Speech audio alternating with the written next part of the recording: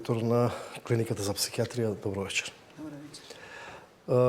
По она голема трагедија во Кочани, се чини дека здравствениот систем во поглед на третирање на пациентите, на повредените, одговори прилично добро. И ефикасно и особено оној момент на одлуката да се испратат на лекување надвор од државата голем дел од луѓето. Барем да се надеваме дека ќе спречиме нови трагедии. Но потоа, веројатно следува уште еден одговор кој што веројатно треба да го даде здравствениот систем, за кој што многумина веќе зборуваат, а тоа е како луѓето да се справат психолошки со оваа травма. Морам да кажам дека ова е травма која што веќе неколку пати кажав, е колективна травма. Имено зафаќа голем дел од населението, односно ја зафаќа целата наша држава. Со должна почит кон оние граѓани кои што изгубија најблиски, односно најголемиот дел од тие се деца, односно кои што ги изгубија своите деца и нивните блиски членови од семејството.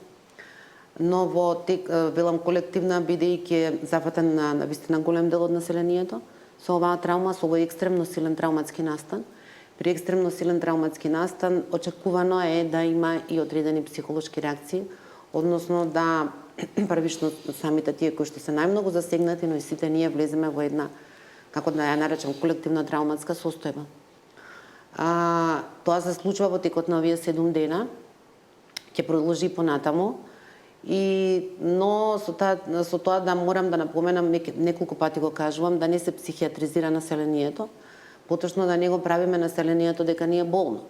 Односно, ова е истравматизирано и сите сме истравматизирани, вклучувајќи ги и оние луѓе кои што се соочиле со губиток на близок член од семејството или кои што се соочуваат сега активно со нивни членови од семејството кои што се лекуваат во земјава или во странство и кои што се нормално загрижени за нивната добро состојба.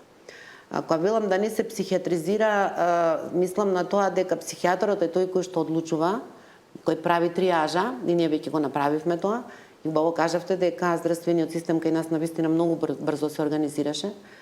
И не само во однос на лекување на телесните повреди, туку и во однос на лекување на душата, односно психолошките реакции на луѓето, така да ние веднаш и во неделата и во понеделникот формиравме еден тим за кризни интервенции, кој што се состои од 10 психијатри и 4 психолози од нашата клиника. На кој начин функционира? Што на терен се оди се оди на терен, не. Тоа не смееме да го правиме, да им одиме на луѓето дома и да ние ги лечиме со сила. Туку едноставно со давање на јасни точни информации дека ние сме таму, да го поддржиме тој нивни постоечкиот систем, имаат психијатри, имаат психолози, имаат педагози и психолози по училиштата кои што треба да работат со здравото население, социјалните работници исто така. А психијатрите од клиника се таму за да го поддржат тој систем и евентуално да направат триажа доколку на некој од луѓето му треба малку поинтензивна или уште поинтензивна, да речеме, психијатриско-психолошка интервенција. Во однос на оние кои што се на клиника, кои што се сместени по универзитетските клиники и во универзитетската клиника Свети Неум Охридски или како што ја викаат Стара градска, хируршка клиника, конзилијарните прегледи ги правиме ние, односно клиниката ги координира и ги ординира, да кажам. Конзилијарните психијатриски прегледи се прават од страна на психијатар и доколку е потребно, тогаш оди клинички психолог.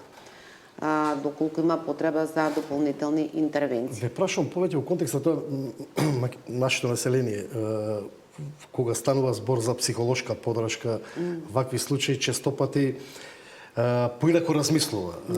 Но сепак, затоа велам, на кој начин функционира ова ваша поддршка на тимови за кои што велите, дали повеќе у насока на советодавно дека некои луѓе можеби и треба да побараат разговор со стручни лица во поглед на тоа. Може ли да ми објасните кои чувства најчесто се појавуваат после ваква? Тоа е многу важно да го кажеме, да нормализираме акутна реакција на стрес. Односно да кажеме дека разни видови на чувства се очекувани во тек на кај лица кои што се погодени со екстремно силен травматски настан како што е овој и не се ненормални. Односно, тие се очекувани и се дел од процесот на исцелување, да го наречем, кој што ќе трае долго време. Од типот на вознемиреност, напнатост, повлекување, емоционално повлекување, знаете да велите дека ништо не чувствувате или јас сум супер, мене ми е одлично. И социјално повлекување, да не сакате да комуницирате со никој, да не сакате да зборувате, да се повлечете потполно од социјалната средина, немир да се јави. Значи да не можете да седите на едно место, несоница, појава на кошмарни соништа, чувство на страв, едноставно ви се преплавува чувство на страв, на несигурност и на небезбедност. Особено кога се случува вака голема, да речем, катастрофа, како што е ова, очекувано е да сите луѓе се осеќаат така. За да не се осеќаат така, потребно е да имате јасни и точни информации, тоа што го правите вие, односно медиумите постојано да информираат што се случува секојдневно, на тој начин да се врати довербата во заедницата. Инаку при вакви случувања, при вакви настани, едноставно народот ја губи довербата и во заедницата, односно во општеството, и во институциите кои што функционираат. И како да се помогне во тоа? Да се помогне со давање на точни информации, како што ви кажувам. Информациите кои што се од наша страна се тоа дека ние сме тука за вас, доколку ви треба, побарајте помош. Доколку ви треба конкретна психијатриска помош, постојат психијатри и психолози кои што работат во Општа болница Кочани. Ние соработуваме со нив, сме постојано во координација, одат колеги психијатар и психолог на помош, а исто така во регионот постојат клиничка болница Штип која што има исто така психијатри. Нашата клиника функционира 24/7 и на телефони кои што се отворени линии, бидејќи знаете понекогаш кај луѓето постојат и треба да се работи на тие здрави снаги за опоравување, односно за излекување од оваа колку и да е страшна травматична ситуација. Не мора да значи дека ќе треба да се лечат. На некој од нив ќе им треба малку позасилена психијатриско-психолошка помош, кај некој ќе треба и фармаколошка, ма не кај сите. Кај некој ќе можеби ќе биде доволна само една кратка интервенција по телефон. Кога сме кај кадарот, има ли доволно кадар, да речеме, таков кадар, да речеме, во тој регион, кај вас на клиниката, за кој може соодветно да одговори? Кај нас на клиниката има доволно кадар, имаме доволно обучени психијатри, имаме 8 психолози, имаме голем дел од психијатри, имаме социјални работници и други соработници. Во регион, најдобро би било да психијатриско-психолошката помош биде на ниво на регион, што значи во природната животна средина каде што се наоѓаат луѓето. А доколку не може во Кочани, тогаш тоа е Штип.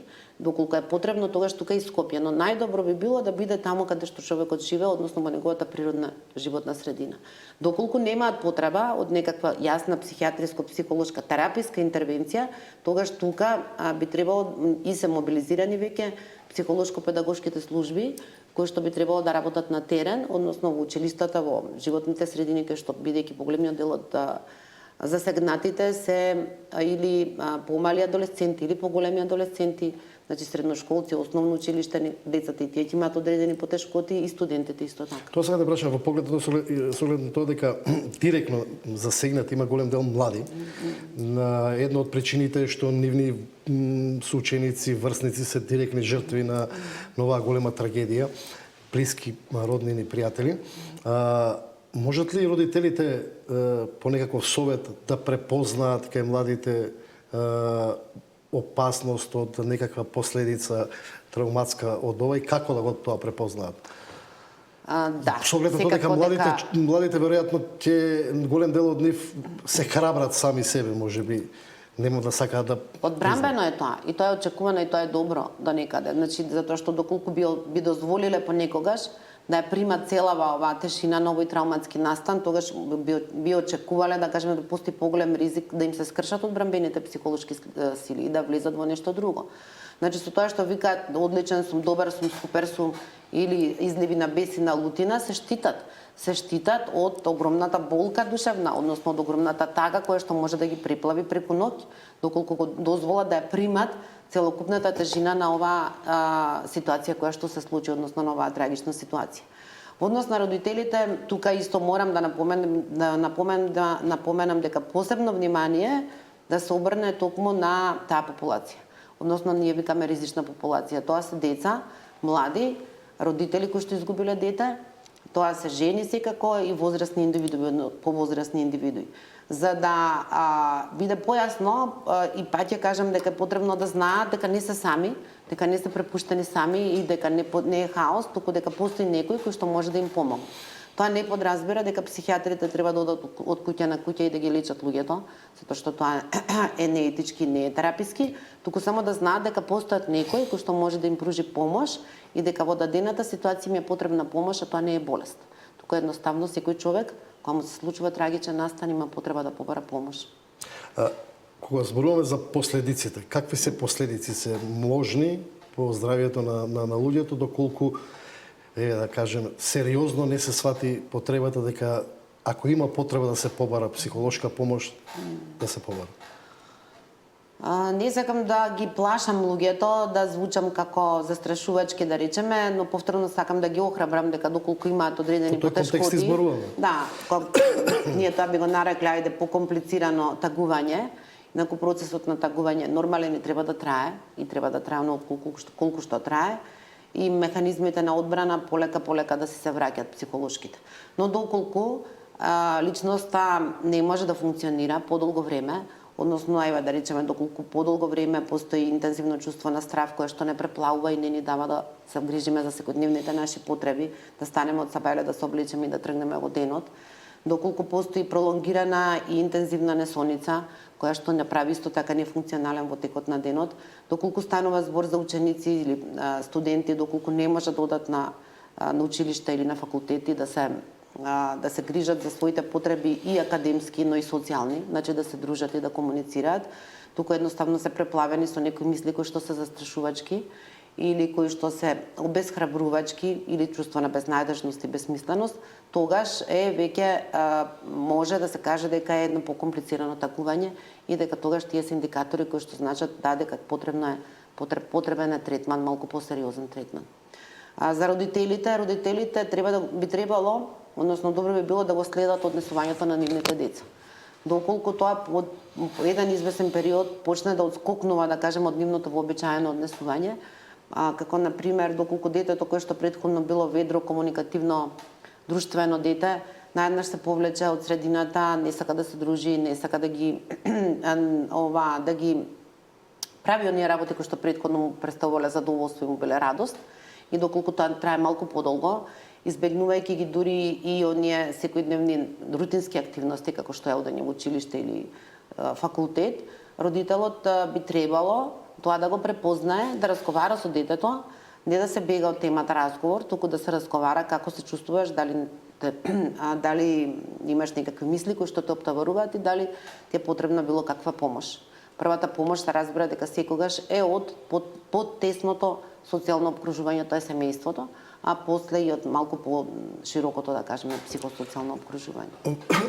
Во поглед на тоа, има многу случаи кои што во вакви кризни ситуации, травматични, посегнуваат по користење седативни средства и така натаму. Колку тоа е опасно ако не е по препорака на лекари, кој е вашиот совет во поглед на... Значи, користење на такви средства, како што велите вие, на анксиолитици, односно седативи, или кај нас многу пошироко распространето алкохолот и псевдолечење, да кажеме, со алкохол или некои други супстанции, се разбира дека не, заради тоа што од една мака после се раѓа втора, заради тоа што сите овие кои што ги набројавме, вклучувајќи ги седативите, доколку не се дадени по препорака на доктор, се такви супстанции кои што создаваат зависност.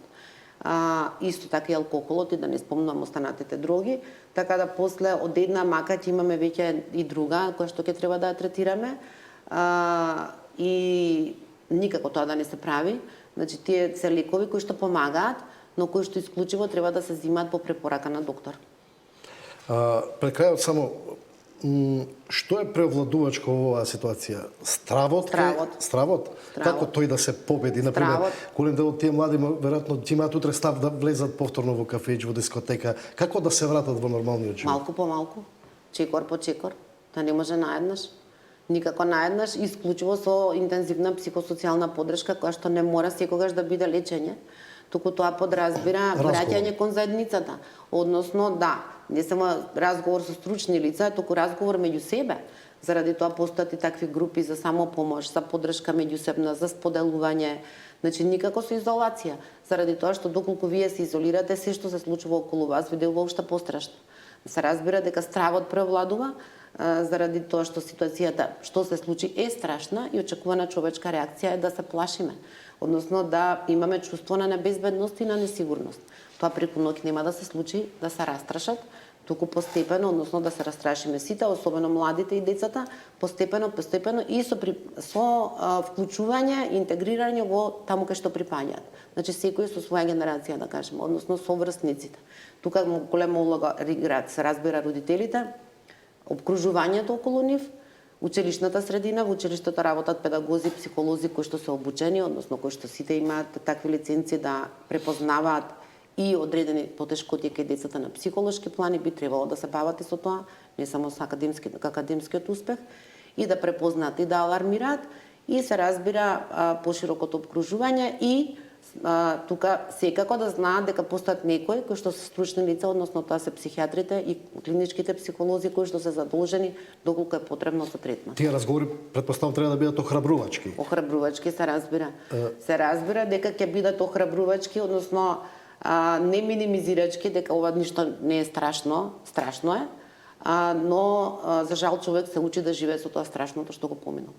И уште едно прашање кое што за многумина можеби не е до негде соодветно, но во општеството ние имаме институции, да речеме како црквата, свештеници кои што во преи моменти помагаа на некој начин. Можат ли тие да се вклучат? Зошто да не?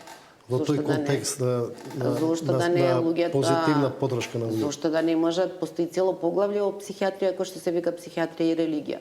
Значи луѓето доколку си го наоѓаат својот мир во црквите или во другите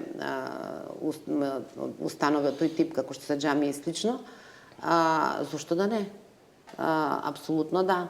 И доколку се даваат соодветни пораки, да кажеме, или соодветно насоки, секако дека може да бидат од корист. Колку очекувате, колку би траел, да речеме, овој процес? Долго. Долго. Од најмалку 6 месеци, година, 2, полека да се реинтегрираат луѓето во нормалното функционирање, односно да се ги обноват силите кои што им се скршени. Зборувам најмногу за она кризно население, односно за тие кои што се најмногу засегнати од овој травматичен настан, се разбира дека тука се сите други ранливи категории на граѓани. Благодарам, се надам дека одговоривме доста од прашањата и дадовме добри совети на луѓето на кои што во овој момент им е потребна вака помош.